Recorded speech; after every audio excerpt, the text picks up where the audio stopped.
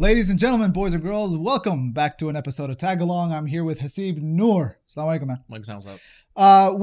So in this series of videos, we're going to be talking about the rise of Abu Bakr and Umar, but we're going to be exploring different topics within this story. And I don't know if you're going to be covering all this stuff in terms of what we're going to do, but this episode, I wanted to focus in on relationships, specifically marriage relationships, something that we don't hear about much or talk about in relation to the companions and the history of the Khulafa. The reason I'm bringing this up is, so when I was doing my own research on the history of the Abbasid revolution, which is about 100 years after the life of Prophet ﷺ, you have the Khulafa Rashidin, right? Then you have the Umayyad dynasty, which, and then towards the end of that, you have the Abbasid revolution.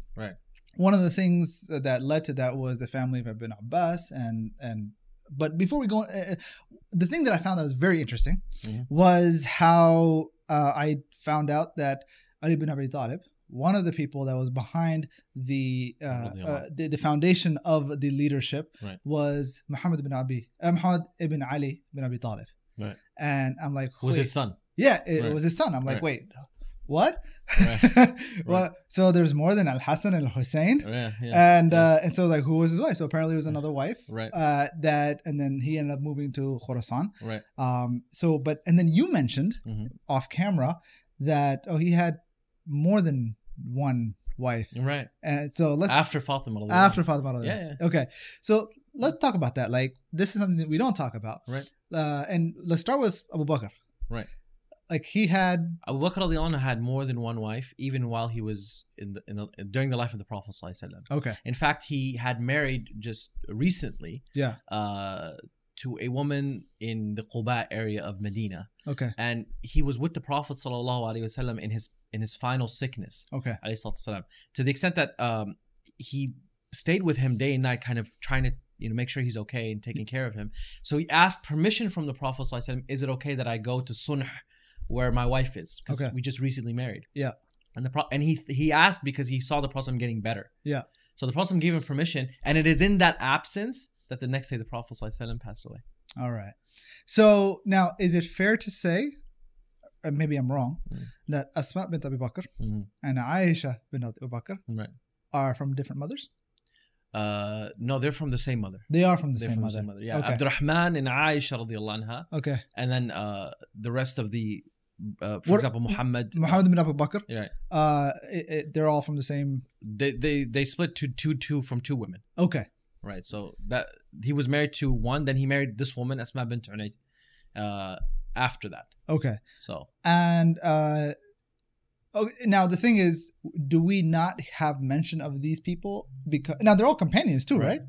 So, but all companions, and we don't have. But how come we don't hear about what their contributions and stuff? Except Muhammad. Muhammad's not a companion. Well, that's the beautiful thing. In this class, you're going to hear about their families. You're going to hear about their contributions. And you're going to hear about like what they went through in their family struggle as well. Now, I feel as though from the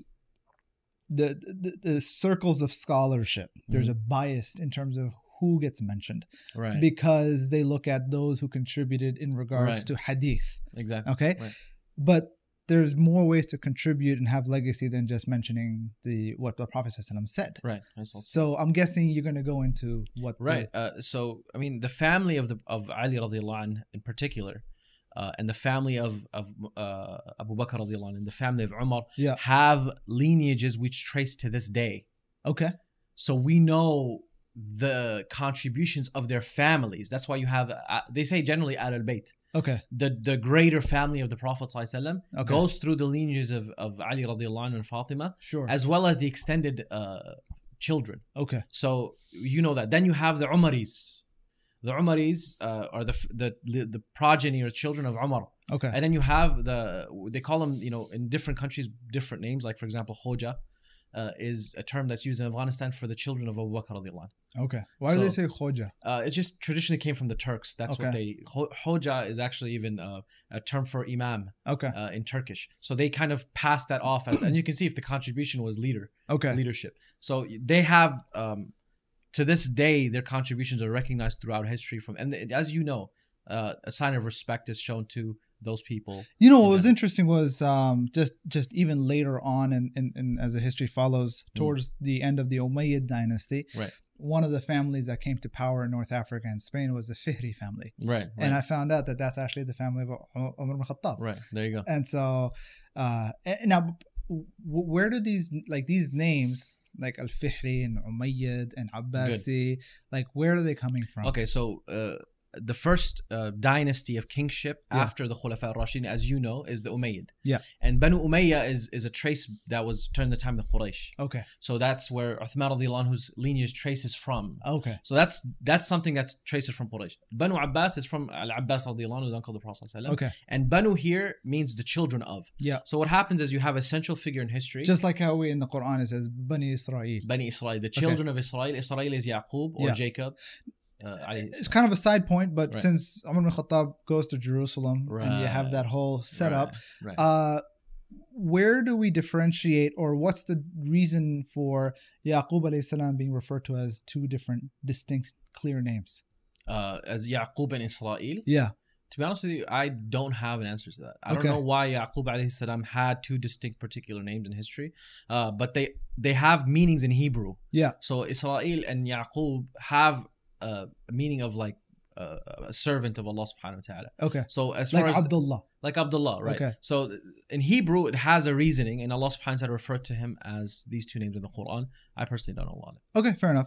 So, but going back to like Ibn Abbas, his uncle Abbas is Abbasid. So that's where the Abbasids came from. And then, like you mentioned, Fihri in North Africa. Yeah. Right now, we have families just like that. Like for example, what they call Bayt al-Sanusi in Libya. Okay. They're from Ahlul Bayt. In fact, the last person from their family to be buried in Baqi', in the graveyard of Medina, which there's 10,000 Sahaba that are buried there. Okay.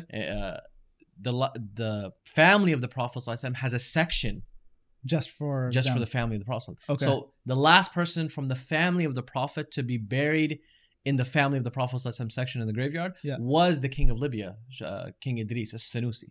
Oh wow! Okay. So what, they took him from Libya to and his wife, by the way, also she's a queen, and she happened to be a muhadditha. Oh wow! She was the teacher of many of your teachers. Of my teachers. Okay. So she passed away in Egypt, and she requested, and how long ago is this? This is like 2 or 3 decades ago. Okay, so 20, 30 years ago is when he was buried in Baqi'. Yes, and then her as well. Okay, so like the 80s. Yeah, I don't have an exact date, but him and her eventually ended up being buried in Medina, but Queen Nafisa did not get buried in Baqi'. Okay. But she got prayed on in Masjid al-Nabawi. While she's not there?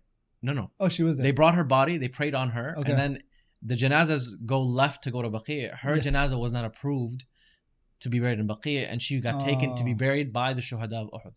Oh, wow. And they said that this queen who ruled the riches, but I mean, look at Gaddafi, right? How much money he had. True. Right? These people were like the queens of our times.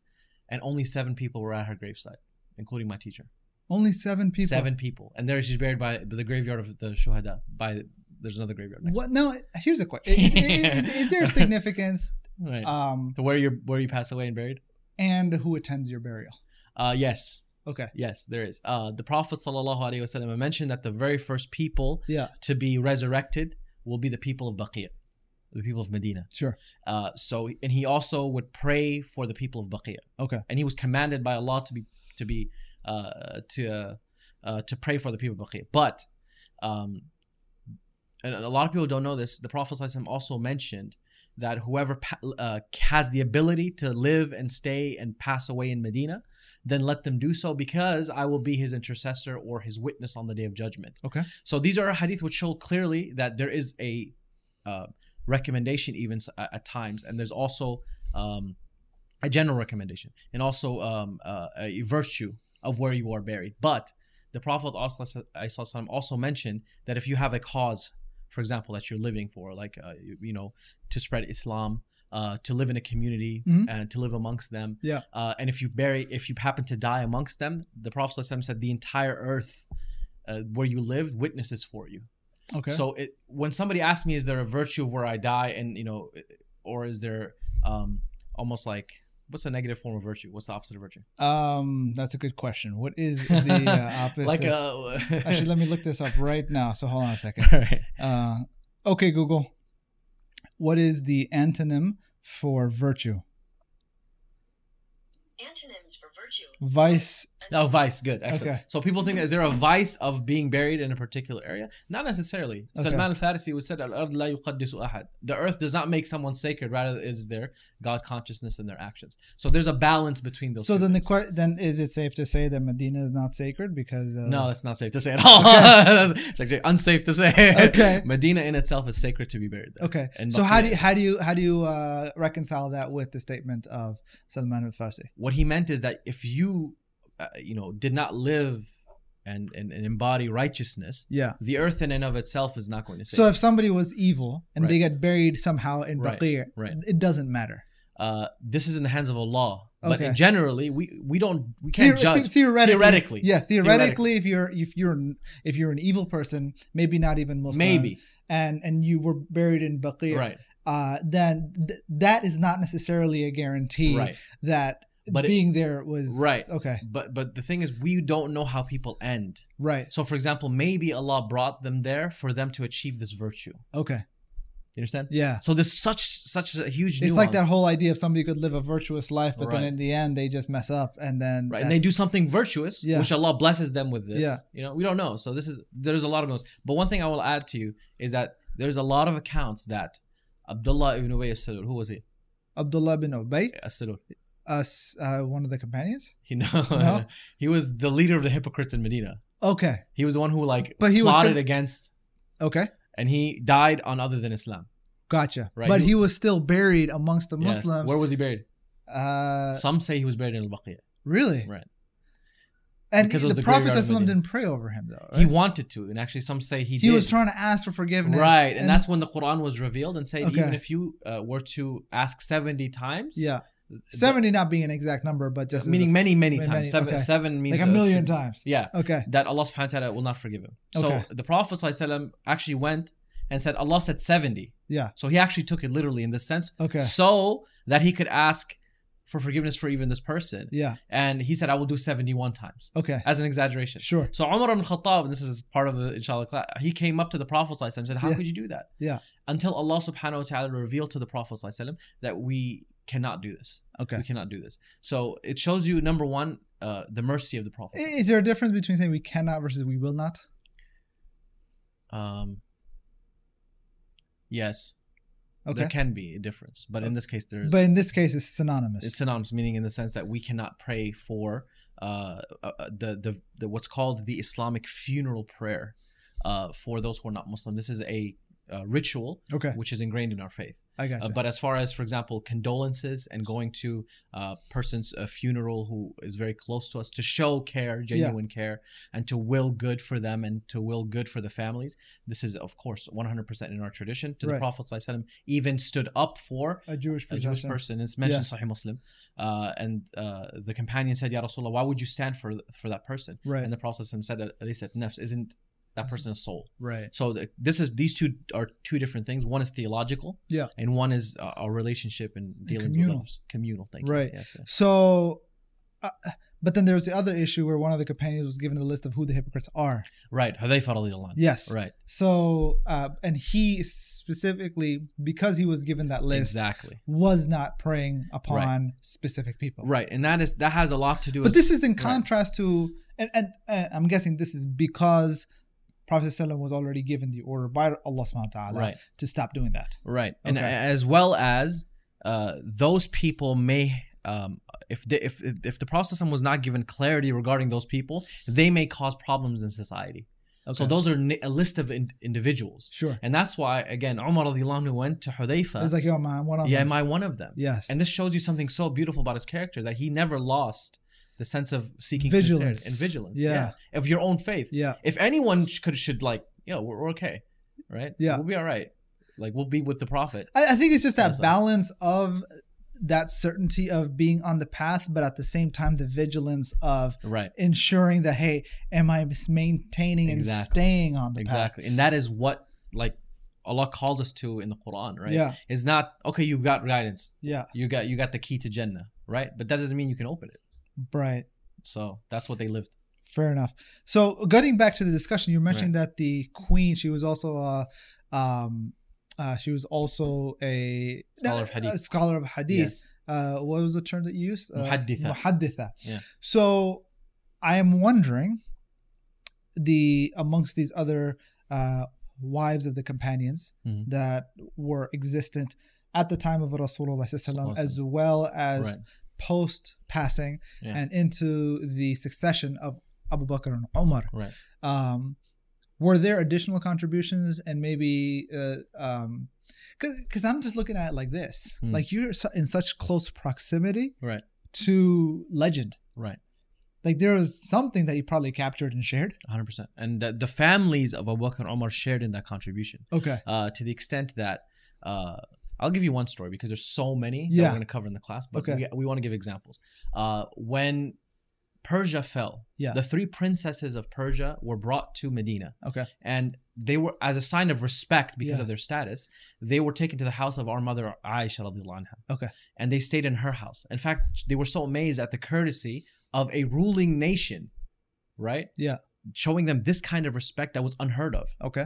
Unheard of by the Romans, unheard of by... What was the typical... Burn and destroy and pillage and rape. This was the norm. But even the people of status, wouldn't they be then taken as the new wives of the rulers?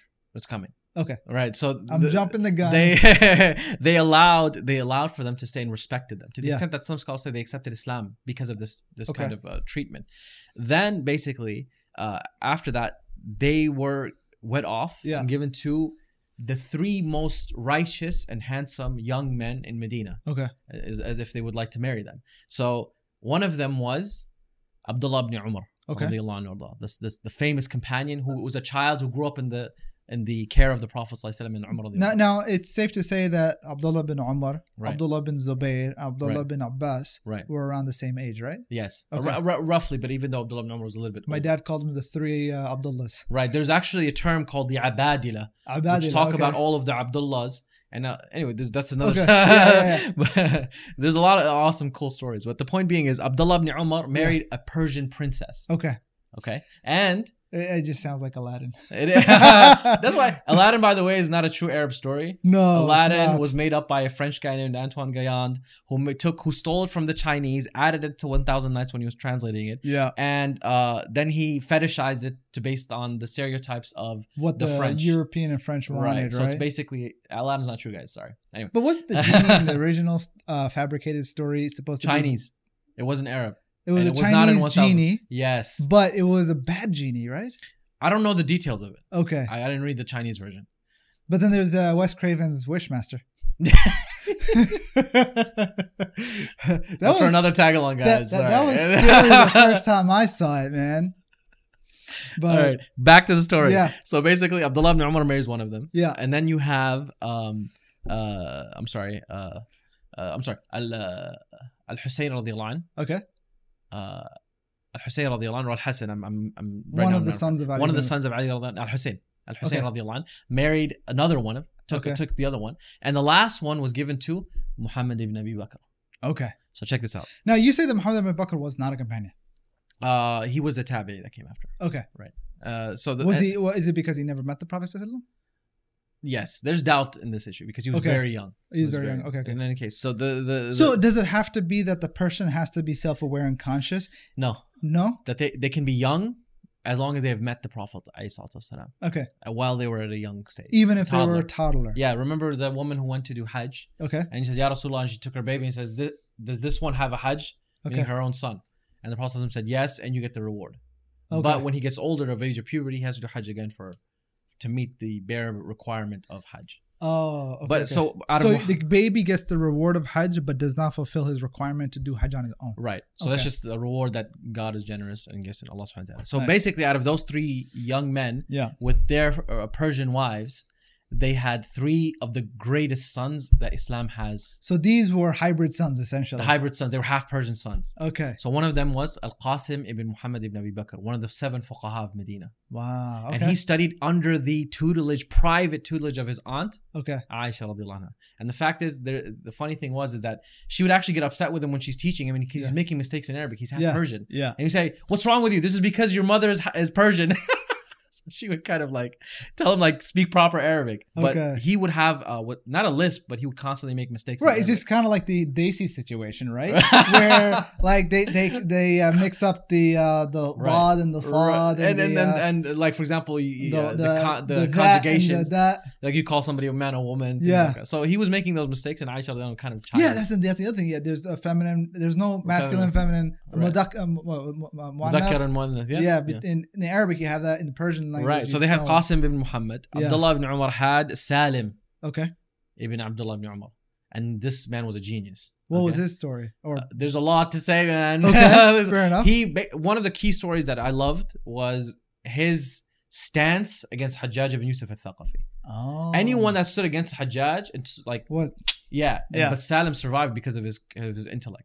Okay. So when Abdullah, was he like witty in his responses? He was very witty and intellectual. Meaning, Al-Hajjaj was at the end of the day Hafiz of the Quran. Yeah. So when he saw this scholar, so he could recognize. Right. Okay, but wouldn't it be fair to say that he should have been able to also recognize the scholarship of other companions? But the problem is he saw them as threats. Remember, personalities have a big role to play in a historical. Okay. Personality as in the individual's ego as well, right? Because the thing that I found was like, you have.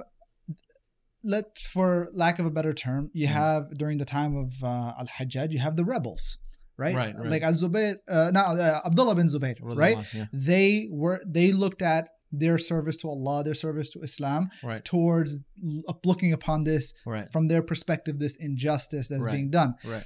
Al-Hajjaj bin Yusuf, he's also, you can't really deny the fact that this guy doesn't love, like he loves Allah. Right? I mean, he's brutal, right? But his way and his path of doing that is through allegiance to the kingdom. Okay. Right? I see that. But the thing is, the way that he's doing it is through that allegiance. Yes. And anybody who doesn't go along with that allegiance is not Muslim. Yeah, because that's the justification he didn't necessarily. Treason here in this case is not Muslim. Okay, what he did is basically saying like, because he would ask them like, hey, do you admit to the fact that you've left Islam and now you're coming back? And this is why the issue of Al-Hajjaj and Abdullah ibn Zubayr radiallahu anhu is what we need to understand very thoroughly, and in understanding that the oppression that was committed against the companions and Ahlul Bayt in the Umayyad and Abbasid period had nothing to do with the companions. Had nothing to do with Abu Bakr and Umar and Uthman and Ali and their relationship with one another, to the extent that the Prophet ﷺ said there will be righteous succession, khilafah, for 30 years. And then there will be monarchy and kingdom.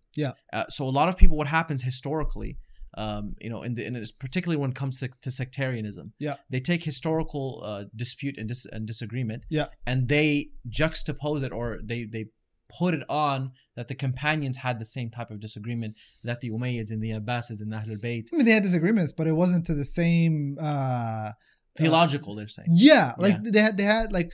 And that's what we're going to discuss. It's political versus whatever else they had. Well, in some case political, in some case it didn't even reach the level of political disagreement. It was, for example, personal disagreement. Yeah. And they recognize that. So what happens is and you know this because you've been reading heavily on the Abbasid, and when you look at the Abbasid time, there wasn't a moment where they were inter fighting. They were heavily in disagreement. I mean, even internally amongst the Abbasids, you had the Ibn Abbas's following, Al-Mukhtar's following, and even amongst the descendants of Al-Hasan and Al-Hussein, they had their own disagreements. Like they weren't necessarily united on front. The difference was those who stuck up their heads, they lost it. So because of internal strife and the problems within the kingship, and this is why, amazingly and beautifully, we have to realize that Islam is an ideal, but Muslims human not necessarily beings. following those ideas. Exactly. And this is what we don't understand to this day. Sort of Muslim. I mean, this is why it's so important to study the life of Abu Bakr and Umar, because they're like a physical representation of people who are not perfect. Yeah. You understand? Yeah. But what makes them an ideal for us and literally role models for humanity is how much they lived and embodied the ideals in their imperfection as human beings. Yeah, I like that. And maybe this could be the tagline for the class is how do you embody the ideals in your within your imperfection. Within your imperfection. Right.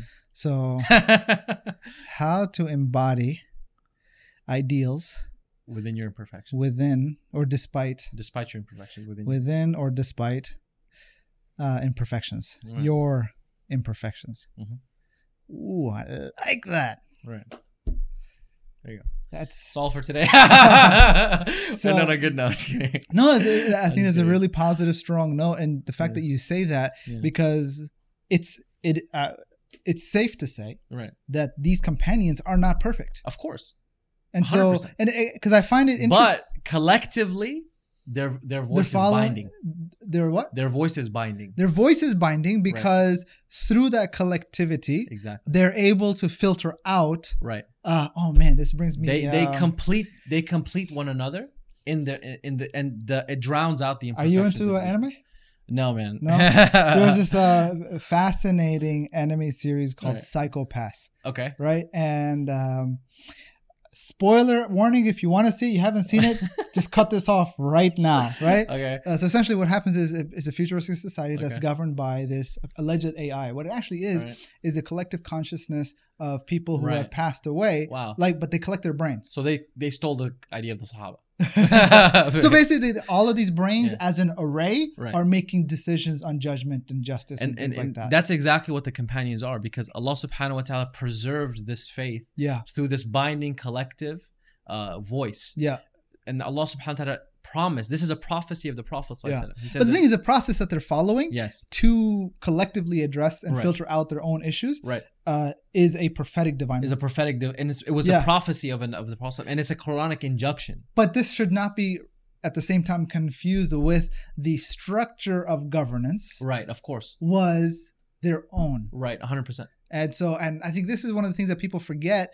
And I think, and I'm assuming you're going to address this, right? I am, but there's an element of the structure which is divine, which is that, for example, when there is a ruler, we have to address the ruler in the difficulties, or for example, the problems that we may have. It has to go through a process. Okay. There's no revolting. Like, this is not something that. Right, there's no like anarchy. Yes. So there's a system which is divine. But I guess the question that comes into play, and this is where I don't know if you're going to address this, maybe not in this class, because later on in the life of Uthman bin Affan, right, people are protesting, right? Exactly. From their perspective, I mean, they're young people. They don't know the history. They don't know who he really is. Right. They see injustice. And how Uthman dealt with him was just, it can even be used today. But then the question that comes into play is the process of addressing. I don't want to call it dissent, right? Because you don't want to be somebody who is dissentful, right? But to how to accept protest and accept how to advocate and promote change, exactly, because that's what it is, right? A protest is so because they feel like there's no other way to do it. And the thing is, Uthman would just give it to them. He would listen to them, to such an extent that he promoted this. Their voices and to not shutting them down to the extent that it actually became a vice in the process of succession to the extent that the companions would come to Uthman and say, Uthman, you can't keep giving the people what they want. You understand? You can't please everybody. You can't please everybody, and in the process of pleasing everybody, they will not be pleased with you. And that's going to be a main theme in Uthman radiallahu anhu. That's what made him different from Abu Bakr and Umar. And then you had somebody after that, he was very generous, extremely. And that played out even in his leadership. Part 2, inshallah. Gotcha. Right. But that's not going to be the cover in this class.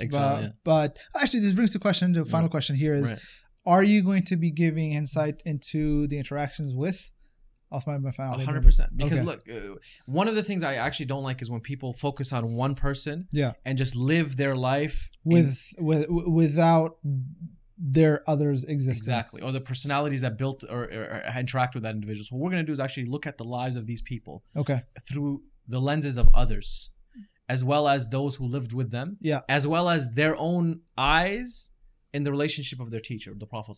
Okay. So you'll see the Prophet through the eyes of Abu Bakr and Umar. Okay. And you will live also the people that were around Abu Bakr and Umar. Yeah. What made them look up to them. Okay. Including Ali radiallahu anhu and his family. Cool. All right, guys. Stay tuned.